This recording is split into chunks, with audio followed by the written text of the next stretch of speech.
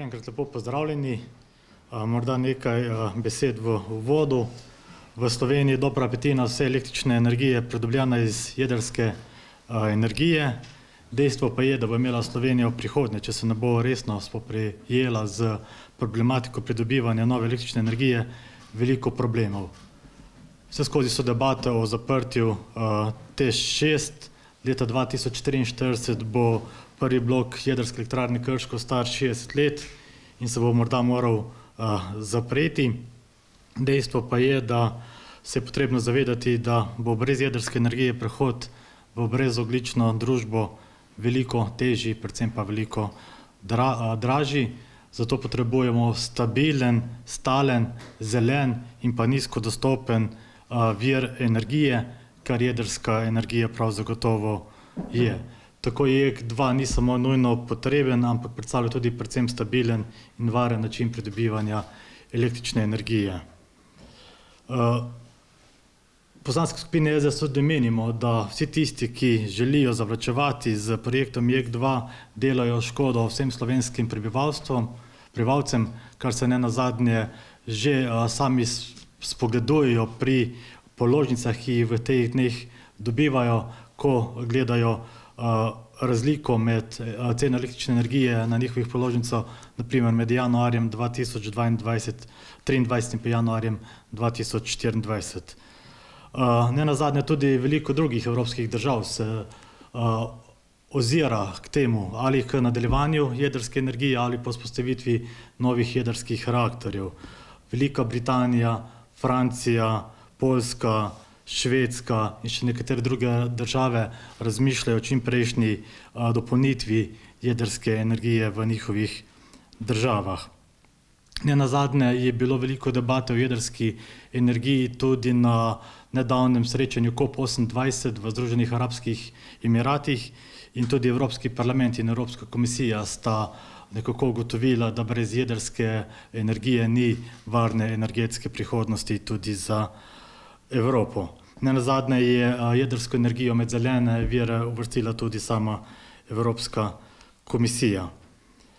Skratka, električna energija iz jedrske elektrarne je poceni proizveden vir energije, ki ga mora Slovenija nujno čimprej dobiti, če želimo biti energetsko samooskrbni. Sedaj pa glede te teme. V poslanski skupini SDS smo se že približno pol leta ukvarjali z vprašanjem, ali je sploh potreben referendum o jedrski elektrarni Krško v drugem bloku ali ne. In spraševali smo se, če referendum, kdaj referendum. In potem, ko smo tudi s pomočjo koalicije na oktobrski seji, skupne seje odbora za gospodarstvo in pa skupne seje za infrastrukturo, okolje in prostor sprejeli sklep, da podpiramo pospešitev aktivnosti na projektu JEK2, menimo, da je idealen, optimalen ali pa našem mnenju celo skrajni čas, da pozovemo vse državljane na posvetovalni referendum in se vsi skupaj odločimo o tem, ali želimo jedrsko elektrarno drugi blok v Krškem ali ne. Po našem mnenju je JEK2 nuja za resno spoprijemanje z energetsko krizo ne samo v Sloveniji, ampak tudi v Evropi. Nenazadnje ima tudi ta koalicija v koalicijski pogodbi navedeno, da bojo odgovorno odločitev o gradnji nove jedrske elektrarne poskrbeli na referendumu. Kar je tudi pomembno, je tudi to, da jo pripravi resolucija o dolgoročni miroljubni rabi jedrske energije v Sloveniji, ki je bila objavljena konec novembra lanskega leta in je bilo obljubljeno, da bo ta vlada še do konca januarja tega leta sprejela to resolucijo in jo posredovala v Državni zbor.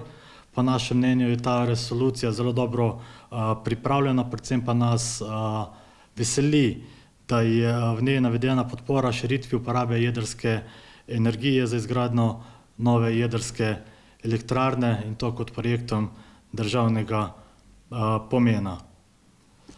Skratka, v poslanski skupini SDS menimo, da referendum predstavlja najvišjo obliko izražanja demokracije in ker ima parlament oziroma državni zbor po zakonu o referendumu in ljudski iniciativi možnost razpisa posvetovalnega referenduma o vprašanjih iz svoje pristojnosti.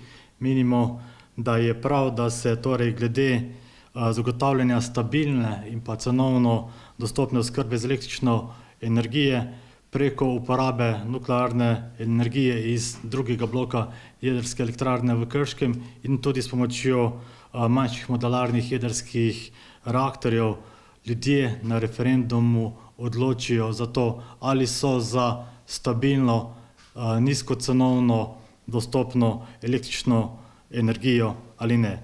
Skratka, dovolite, da vam preberem vprašanje, ki bo tudi del razprave, upamo, v naslednjih dneh, tednih in pa mesecih. Citiram: ali ste za to, da Republika Slovenija zagotavlja stabilno in cenovno dostopno oskrbo z električno energijo preko uporabe nuklearne energije za izgradnjo drugega bloka jedrske elektrarne Krško in manjših modularnih jedrskih reaktorjev?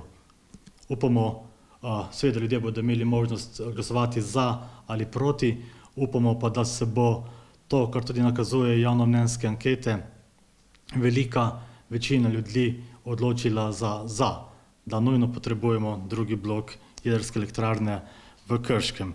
Zato z tega mesta tudi poziv celotni slovenski politični sferi, da je morda projekt JEK2 tisti projekt, za katerim ne bomo delili politične razlike, ampak bomo našli skupno idejo, da celotna, vsaj parlamentarna sfera podpre ta projekt. Kot še enkrat, na sami seji dveh odborov je bila soglasna podpora oziroma brez glasov proti sprejeta pospešitev aktivnosti na projektu 2 in zato še enkrat želimo, da se v naslednjih tednih resno spoprijemo z to razpravo o energetski prihodnosti v Sloveniji in upamo, da čim prej pride do referenduma in da čim prej pride do čim večje podpore temu projektu, kar bo nenazadnje potem tudi velika spodbuda ne samo nam, politikom, predvsem pa vsej jedrski stroki, ki se že nekaj let aktivno pripravlja z izgradnjo tega bloka, da bomo pospešili vse postopke v nadaljevanju in čim prej prišli do gradbenega dovoljenja za drugi blok jedrske elektrarne v Krškem. Toliko za uvod, najlepša hvala. A pa bi se vam zdelo optimalno, da bi ta referendum, če bi ga državni zbor glasoval, bil skupaj z evropskimi volitvami?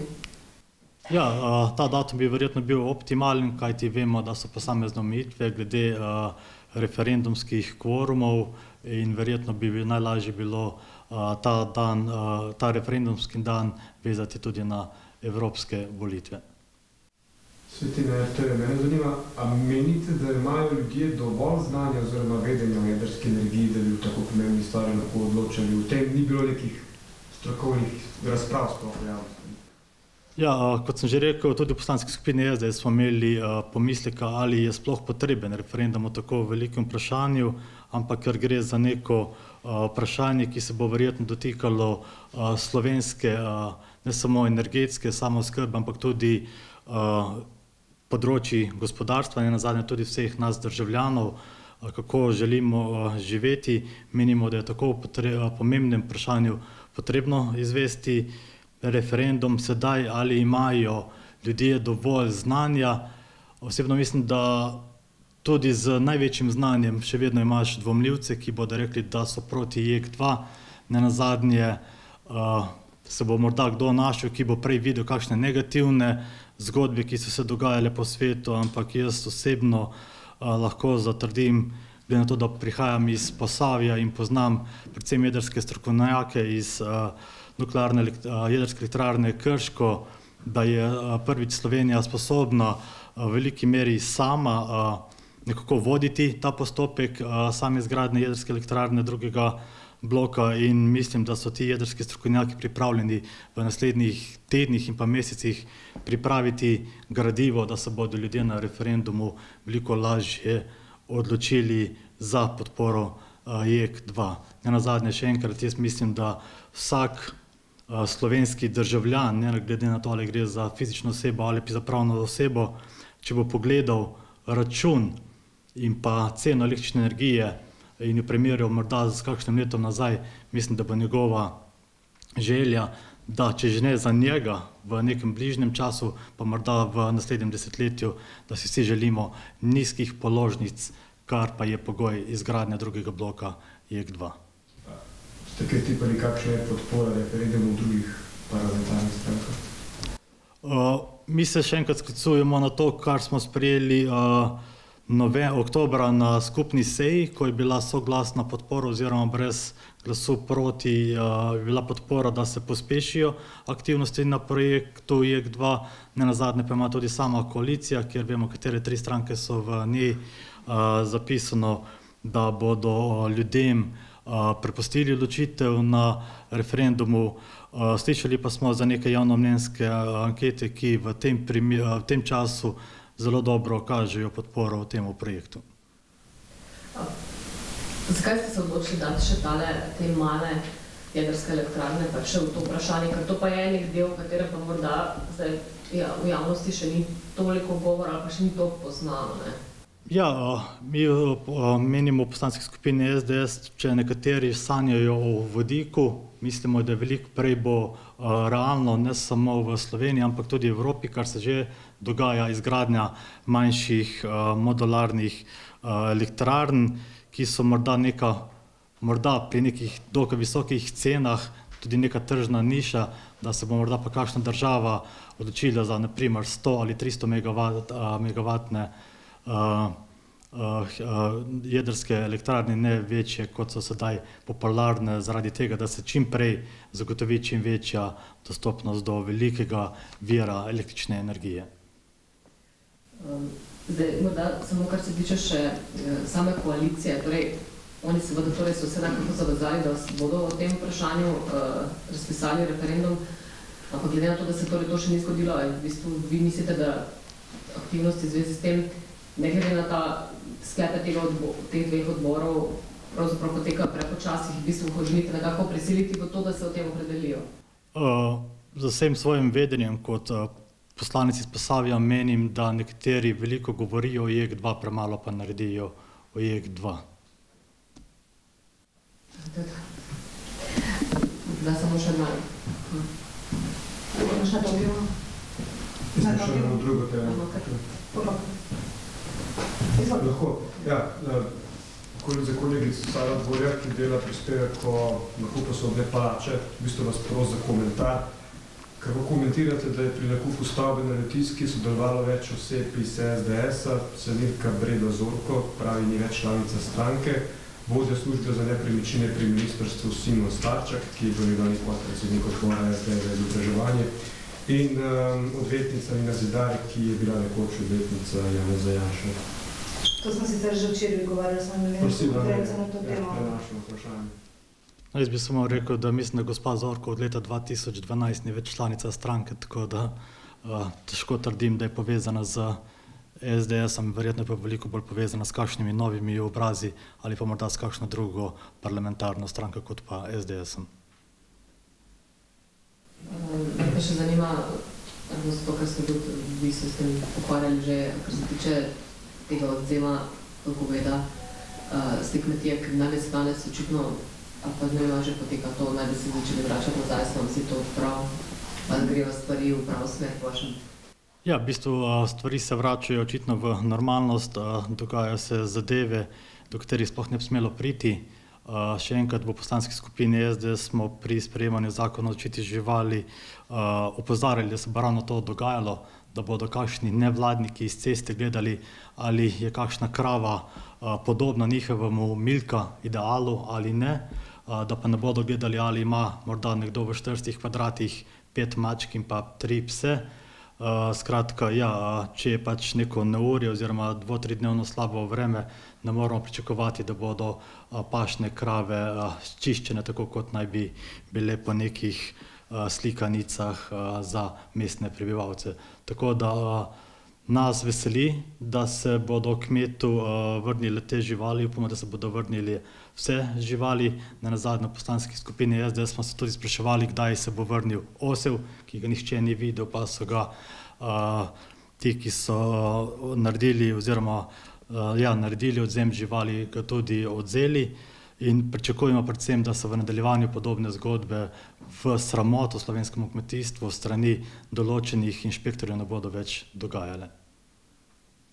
Prostite, mogoče sem prej preslišal, v kako doglednem roku torej menite, da je lahko referendum izveden? Ja, če se bomo poslanske skupine in pa tudi nazadnje tudi same stranke v državnem zboru